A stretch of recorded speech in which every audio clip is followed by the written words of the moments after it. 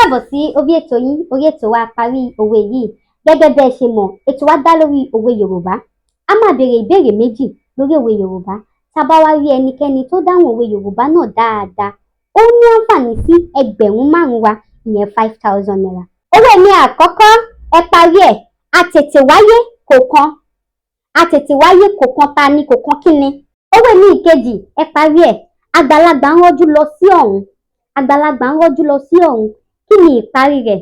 Ẹ fi ìdáhùn yìí sí apá àkọsílẹ̀. Drop your answer in the comment section. Ibi bẹ̀ ni mo máa ti mú ẹni tó yege tó sì ní àǹfààní sí ẹgbẹ̀rún márùn-ún wa, ìyẹn 5,000 naira. Orúkọ mi ò yí padà, Omidan Olúwanífẹ̀mí Bọ́lájí tí a mọ̀ sí Amọ́lẹ́sẹ̀. Mo fẹ́ bẹ ẹ̀yin ìyá mi, ẹ̀yin bàbá mi, ẹ̀yin ẹ̀gbọ́n mi àti ẹ̀yin olólùfẹ́ wa pátá ní pé kẹjọ kẹ́ subscribe sí Amọ́lẹ́sẹ̀ YouTube channel nítorí láìsí ẹ̀yin kò sí àwa. Ẹ jẹ́ ká gbé àṣà wa lárugẹ. Remember, our culture is our heritage.